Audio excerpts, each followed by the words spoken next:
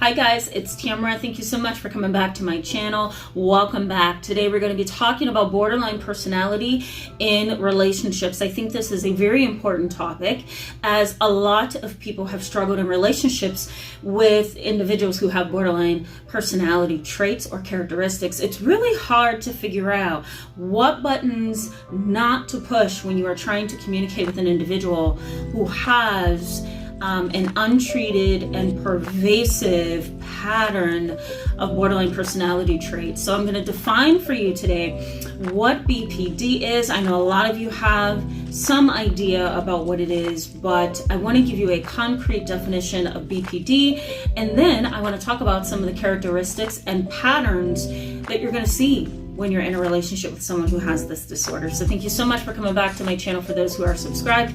And for those who are new to my channel, I encourage you to hit the subscribe button so you can stick around with us in our growing community and learn and grow and suggest topics. The benefits for you in today's video is that you're going to learn about the 9 patterns and signs of an individual who has BPD, who can make a relationship really, really complicated and difficult to survive in.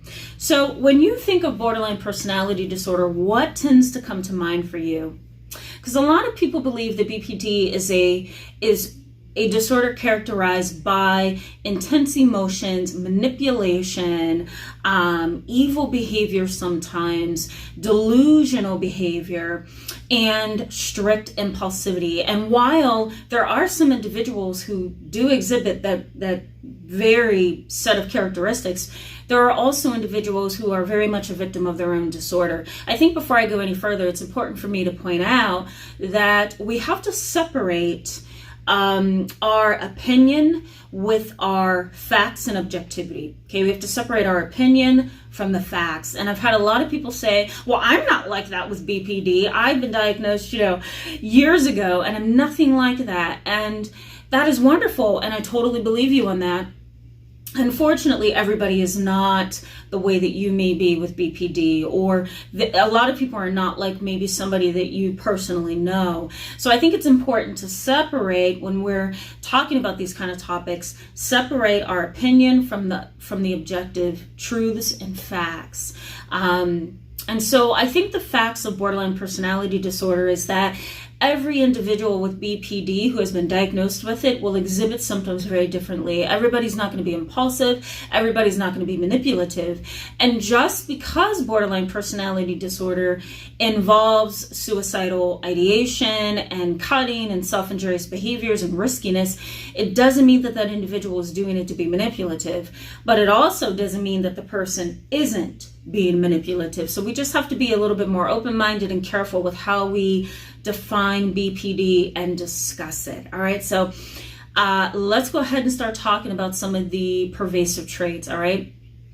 Now, borderline personality disorder in the Diagnostic and Statistical Manual, which is that so-called Bible of mental illnesses, and it's about this thick, okay? The DSM is pretty thick, and it may be a little bit thicker than this now that we've updated it.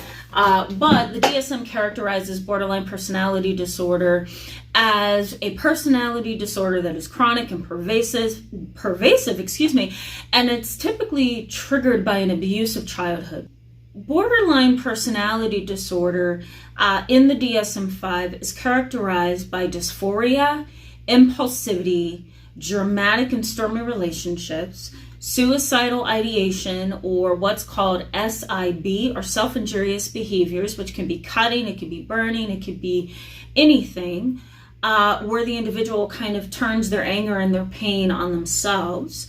BPD in the DSM is characterized by these traits and characterized by a set of patterns over time.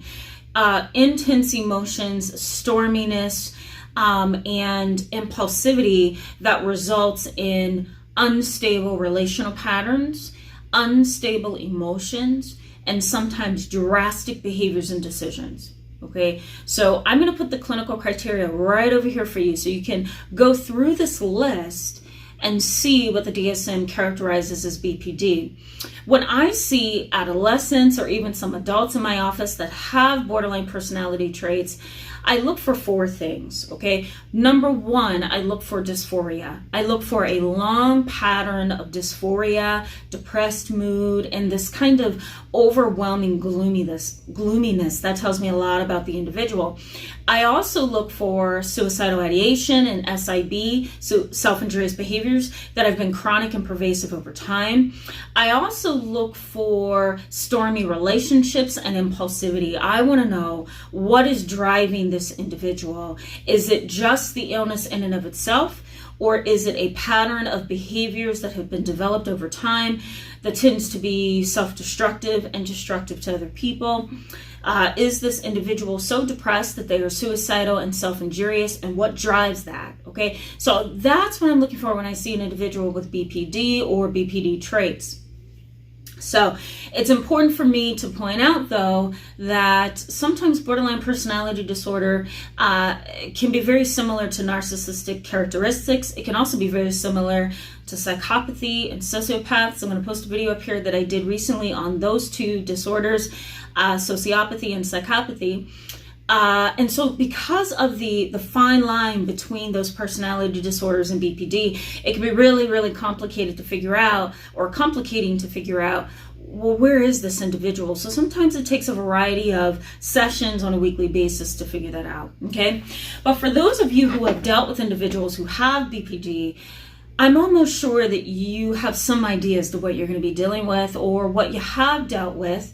And the number one symptom that we tend to deal with when somebody has BPD is a succumbing to dysphoria, okay? And what I mean by that is the individual who has BPD often succumbs to the dysphoria. They don't have the emotional stamina and the strength to bypass their emotional reactions. And so because of that, they become very depressed, very sluggish, very unmotivated, and very reactive emotionally to things. The dysphoria, which I'm going to put the definition over here for you, really can look like moderate to severe depression, and it can be very difficult for them to take care of their basic needs, showering, eating, that kind of thing. It could be hard for them to get up for work. It could be hard for them to get up in the morning. It could be hard for them to sleep at night. It could be really hard for them to function in daily life. And so the dysphoria really takes over, and it begins to create this very depressed, apathetic individual. Okay, the next thing is utilizing suicidal ideation or self-injurious behaviors as a means to cope and be heard. A lot of people believe that borderline personality disorder involves manipulation, that the individual is going to threaten suicide, or they're going to threaten to kill themselves or other people just to gain attention or to get some kind of emotional stimulation. And while there are some individuals with BPD who do that, there are also some individuals with BPD who do not do that. They are reacting emotionally to the environment, to triggers, to their own thoughts and emotions, and it can be really difficult for them to get across to other people that this is how I'm feeling. So they may begin to utilize self-injurious behaviors, so cutting and burning and riskiness, sometimes sexual promiscuity, and sometimes suicidal ideation as a tool. They will use it as a way, whether directly or indirectly, to say, I need help, okay? Or this is how I'm feeling. Can you help me? And sometimes that's the only way that they can do it, all right? The third thing is involvement in stormy relationships or codependency.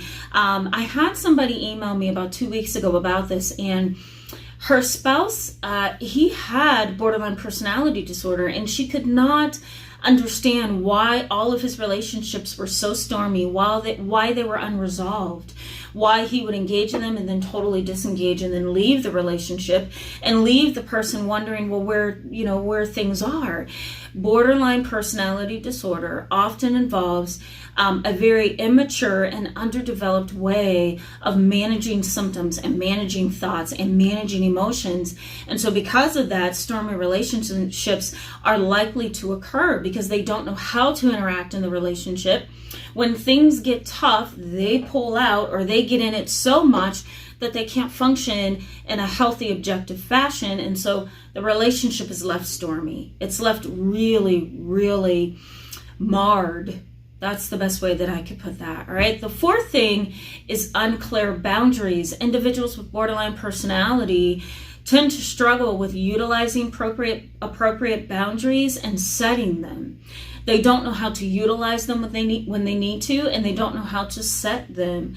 And so because of that, they either get too far into other people's relationships or into their own, or they pull back so much that the other individual doesn't know how to engage in the relationship. And so it's this push and pull. It's this push and pull kind of relationship.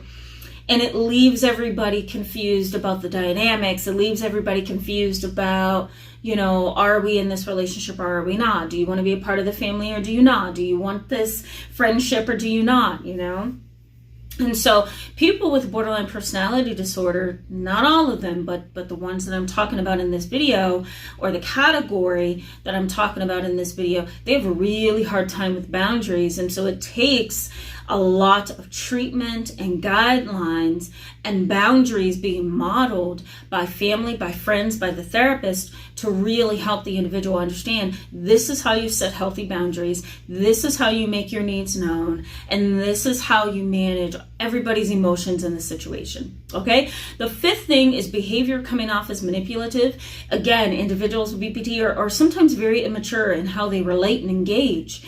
And so because of that, they can start to appear to other people to be manipulative. And while there are some individuals with BPD who are manipulative, there are also some who are not. And so it's important to understand what's being displayed here. That's the best way I can put that. What is the individual showing me, and what are they trying to exhibit? What are they trying to say that they can't say verbally? Okay. The sixth thing is feeling trapped. Sometimes individuals with BPD feel trapped and they don't know how to get out. So what do? Well, they do something drastic because they're impulsive, right? Suicidal behaviors or attempts, self-injurious behaviors, and sometimes risky behaviors that can result in physical harm, sexual harm, emotional displacement or harm, and sometimes dysphoria. So feeling trapped can result in the individual acting out in ways that's just strictly inappropriate. The seventh is projecting and displacing. Individuals with BPD sometimes have a hard time accepting what they do. They have very, very poor levels of accountability. Sometimes they can also be very irresponsible and irrational as well, and especially when heightened in emotion. And so it can be very difficult for them to accept their job or their position in the relationship, or their actions. And so therefore they project and they displace. They don't know how to accept what they've done and how they've hurt other people. Okay, and that can be very difficult for everybody involved. The eighth thing is distancing emotionally, psychologically, and physically. Individuals with untreated and chronic borderline personality traits cannot manage emotions, and even if they can manage them, I should say this as well, it may not be a healthy way to manage them. So, individuals with BPD that's untreated or that's very chronic, they have a hard time managing their emotions. And so because of that, you may sense them pulling back physically, emotionally, and psychologically. And so that can make you or another individual on the outside of that relationship, or a partner or a sibling or a parent or a child, whoever you're in relationship with, it can make that other individual feel like, the person with BPD doesn't care. So that distancing and really pulling back in the relationship can stir a lot of emotions for everybody. Last but not least is delusional and psychotic beliefs. Okay, guys, so this is the ninth and the final one, that delusional and psychotic beliefs can occur among individuals who have BPD. The problem here is that if it's not treated, or if it's pervasive and chronic, or if the individual has a high level of stress, it's really important for individuals with BPD to have treatment, to get counseling, to have medication, and to stay open and have open communication with those they are in relationship with, because if not, they can become delusional and they can also become psychotic and irrational. There are some individuals with BPD who begin to have delusions of grandeur, right? They think they're more important than they actually are. They begin to have delusions of erotomania, meaning that they believe that they are in love with a celebrity or somebody that they don't know, or that the other individual is in love with them.